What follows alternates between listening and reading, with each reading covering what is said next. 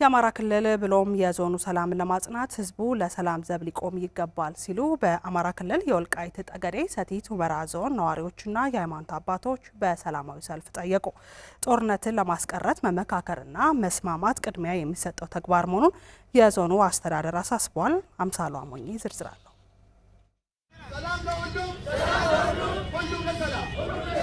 ጦርነት ይበቃል፣ ሁሉም ለሰላም እጁን ሊዘረጋ ይገባል በሚል መሪ ሀሳብ በአማራ ክልል ከተሞች ህዝባዊ ሰልፎች ተደርገዋል። በአማራ ክልል ወልቃይት ጠገዴ ሰቲት ሁመራ ዞንም ሰላሜን እጠብቃለሁ፣ አማራዊ ማንነቴን አረጋግጣለሁ በሚል መሪ ቃል ተመሳሳይ ሰልፎች ተካሂደዋል። የኢትዮጵያና የአማራ ህዝብ ሰላም ወዳድ መሆኑን በመጥቀስ ለሰላም ዘብ እንደሚቆሙ የተናገሩት ደግሞ የሃይማኖት አባቶች ናቸው። እኛ ኢትዮጵያውያን ምንጊዜም ሰላም ፈላጊ ነን።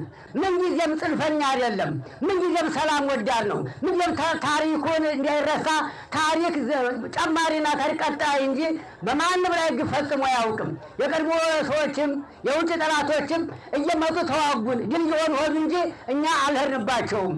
ስለሆነም አሁንም ቢሆን ካለንበት ሆነን እግዚአብሔርን ይዘን ስለ ሰላም ዘብ እንቆማለን፣ ስለ ሰላም እንጸልያለን። የፌዴራል መንግስት የኛ ጥያቄ ይበቃናል ይመለስልን ነው። ልክ ነው።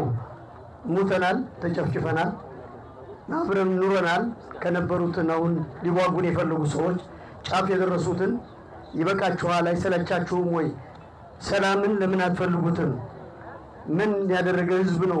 የወልቃይት ጠገዴ ሰቲት ሁመራ ዞን የፈለገው ይሆናል፣ እናንተ አትመርጡለትም። የኔ ጥያቄ የዞኑ ህዝብ ከመንግስት ጎን መቆሙን የተናገሩት ደግሞ የሰልፉ ተሳታፊዎች ናቸው። የማንነት ጥያቄያችን በህግና በሰላም ሊፈታልን ይገባል ነው ያሉት። ያለውን ችግር እየተጋፈጠ ከመንግስት ጎን ነው ያለ።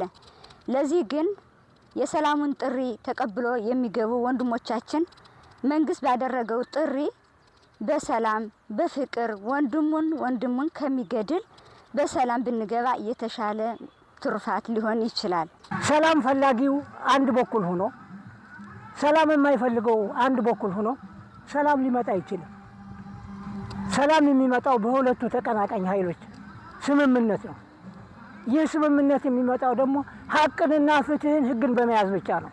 ጦርነትን ለማስቀረት መነጋገርና መግባባት ያስፈልጋል ያሉት ደግሞ የዞኑ ዋና አስተዳዳሪ አቶ አሸተ ደምለው ናቸው። ጨለማ በንጋት እንደሚቀየር ሁሉ አዎንታዊና ዘላቂ ሰላምን በትጋት ማንነታችንን ለማጽናት የሰው ልጅ ልቦና ጦርነት እንዲቀር መስማማትን፣ መመካከርን፣ ለሀገርና ለህዝብ ማሰብን ማስቀደም አለበት። ወንድሙን መጨፍጨፍ ይበቃል።